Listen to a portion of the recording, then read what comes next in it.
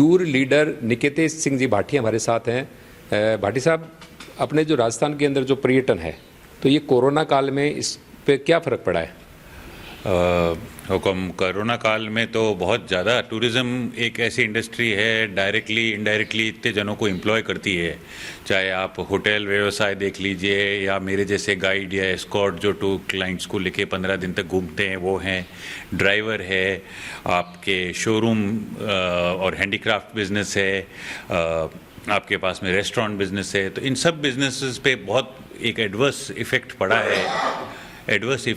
पड़ा है इस टूरिज़्म पे कोरोना का। अभी दो दिन पहले ही मैं जोधपुर गया था और मेरा जो यहाँ का लोकल दफ्तर है वहाँ पे जो एक पियोन की नौकरी करता है आदमी, मैंने उसको देखा कि ऑफिसर्स मेस के सामने आज वो ठेला लगा के चाय बेच रहा है, क्योंकि दुनिया मजबूर हो गई है। जो हमारे एक बॉस थे, उन्होंने अपनी लाइन चेंज करके सिक्योरिटी लाइन में गए, जो पिछले 15-20 साल से एक ही ये टूरिज़्म के अंदर जुड़े हुए थे।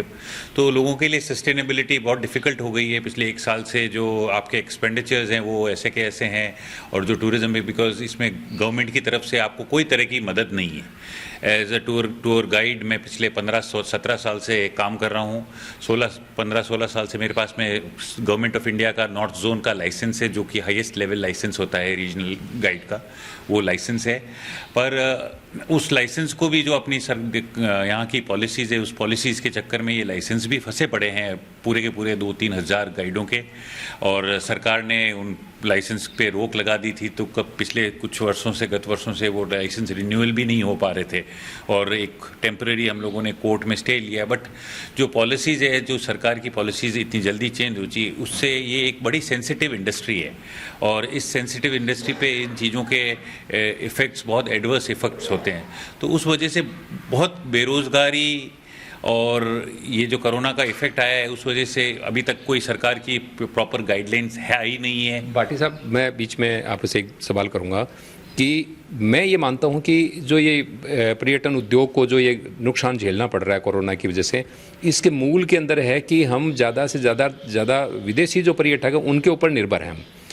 तो जो आपके जो टूरिज्म डिपार्टमेंट से जो जुड़े लोग हैं, पर्यटन उद्योग से जितने भी लोग जुड़े हैं, तो क्या वो देशी पर्यटन को बढ़ाने के अंदर कोई कुछ कर रहे हैं? वेल, टूरिज़्म हुक्म दो तरह का है। एक तो अपना डोमेस्टिक टूरिस्ट है, एक आपका फॉरेन टूरिस्ट है। मेजॉरिटी जो आप अभी आज छोटे से गांव में बता रहे हैं, खेजड़ला के अंदर, ये छोटा सा गांव खेजड़ला के अंदर, तो मेजॉरिटी जो रूरल एरिया है वो डिपेंडेंट है फॉरेन टूरिस्ट पे। सिटीज़ में आप बढ़े जाएंगे तो आपको, जैसे जोधपुर हो गया, उदयपुर हो गया, जयपुर हो गया, वो जितना उनको इंटरनेशनल टूरिस्ट मिलता है उतना डोमेस्टिक टूरिस्ट भी मिलता है।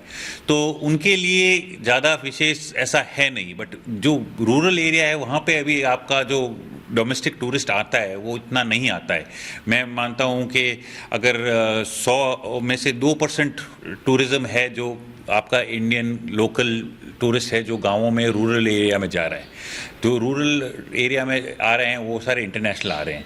तो टूरिज़्म मेजरली अपना इंटरनेशनल मार्केट पे डिपेंडेंट है। तो इसके अंदर जो टूरिज़्म से जो लोग जुड़े हैं, इस उद्योग से जो लोग जुड़े हैं, तो वो क्यों नहीं इस लोकल टूरिज़्म को बढ़ावा दे? लोकल टूरिज़्म को बढ़ावा दिया जा रहा है। अब एक्चुअली में आप भी जानते हैं, मैंने भी काफ़ी टाइम से देख लिया कि अब जो इंडियन एक यंगस्टर्स का ट्रेंड आया है कि हफ्ते में एक बार बाहर जाना, बाहर खाना, लाइफस्टाइल चेंज हो गई है, लोगों के पास पैसा आ रहा है, लोग बाग आउटिंग के लिए जाना पसंद करते हैं, ट्रैवल कर रहे हैं।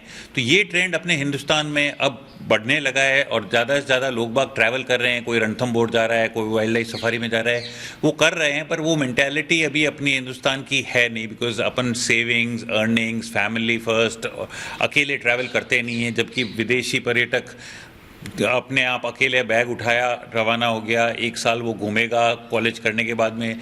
तो ये अपना कल्चर में अभी तक है नहीं। जो अपना कल्चरल डिफरेंस है उसको टाइम लगेगा। अब आप देखते हैं कि पहले अपने यहाँ पे गुजराती और बंगाली टूरिस्ट आता था, बट अब अपन राजस्थान में भी देख रहे हैं कि ज़्यादा से ज़्यादा लोग बाग वीकेंड्स पे बाहर जाते हैं।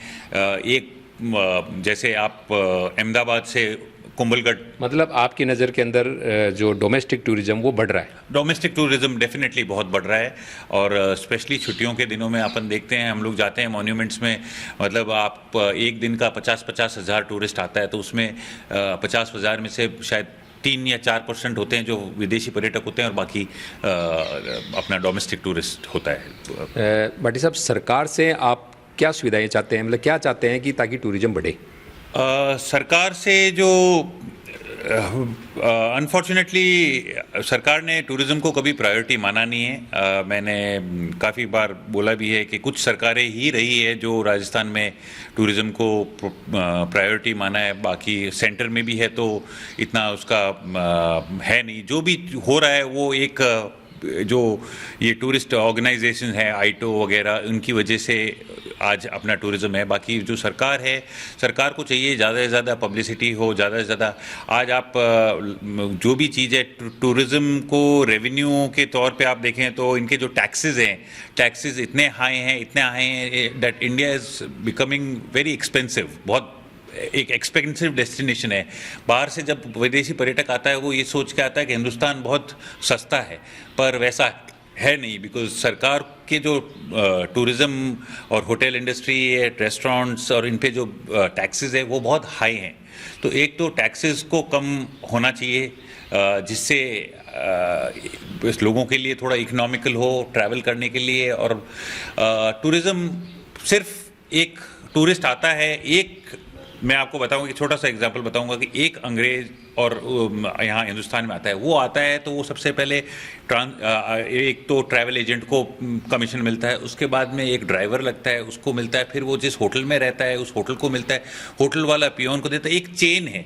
तो ये सब इंटर रिलेटेड है और अपन को ये चीज़ समझनी पड़ेगी कि टूरिज़्म डायरेक्टली या इनडायरेक्टली बहुत सी जॉब्स क्रिएट करता है, और सरकार को इसको प्राथमिकता देके इसके फेवर में कुछ सोच के पॉलिसीज़ बनानी चाहिए। एक गांव के अंदर मैंने देखा है कि बहुत सी हेरिटेज प्रॉपर्टी जो है वो ढहने के कगार पर है, तो उसको यदि होटल में कन्वर्ट करके उसका मेंटेनेंस भी हो जाए और उससे आय भी हो सकती है, तो ये इसको आप कितनी संभावना के रूप में देखते हैं? अब जो पिछले 2 डेकेड्स में जो होटल्स बनी हैं, प्रॉपर्टीज़ गांव की हेरिटेज प्रॉपर्टीज़ हैं, सिटी की हवेली हैं, काफ़ी इम्प्रूवमेंट हुआ है। इंडिविजुअल लेवल पे लोगों ने एफर्ट्स किए हैं और अच्छी अच्छी प्रॉपर्टीज़ डेवलप हो रही है। पर इसमें अब पहले तो मैं मानता था कि अपना जो मूल ढांचा था वो ये सब चीज़ करने को परमिट नहीं करता था, बिकॉज सरकार की प्रायोरिटीज़ बहुत दूसरी और थी और बिल्डिंग्स और इनको बचाना।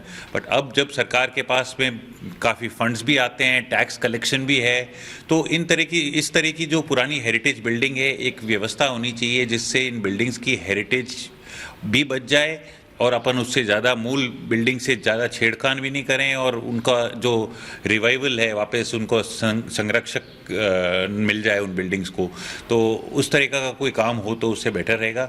हालांकि ऐसा कोई भी अभी गवर्नमेंट से ऐसा चल नहीं रहा है। जैसे मेरे ख्याल से भैरू सिंह जी के टाइम में उन्होंने बहुत अच्छी पहल की थी और उस वक्त हेरिटेज प्रॉपर्टीज़ को काफ़ी सपोर्ट मिला था सरकार की तरफ से। तो मैं वही जो आपसे अर्ज कर रहा था कि सरकारें ज़्यादा, एक सरकार ने कर दिया दूसरी ना के उसको बंद कर दिया है, तो ये पॉलिसीज़ लंबी सस्टेन करती नहीं है। अगर आप थोड़ा सा सिर्फ सपोर्ट चाहिए, उनको फंड्स नहीं चाहिए, कोई पैसा नहीं चाहिए, बट आप टैक्सेस में रिबेट्स दे देंगे, आप इंटरेस्ट फ्री लोन दे देते हैं अगर इन बिल्डिंग्स को संरक्षण के लिए, इन बिल्डिंग्स के लिए, तो आपको सरकार कुछ खोएगी नहीं, पर सरकार की कुछ चीज़ों में रियायत से ये बिल्डिंग्स खड़ी रह जाएंगी। तो आप थे भाटी साहब जो टूर लीडर हैं, आपका मानना है कि यदि भैरू सिंह जी शेखावत की सरकार के समय जिस तरह से हेरिटेज को बढ़ावा दिया गया था, उसी ढंग से यदि सरकार आज भी हेरिटेज को बढ़ावा दे, तो ये जो कोरोना जैसी जो आपत्तियाँ आई है, विपत्तियाँ आई है, उसके अंदर हमारी अर्थव्यवस्था पे कोई फ़र्क नहीं पड़ सकता।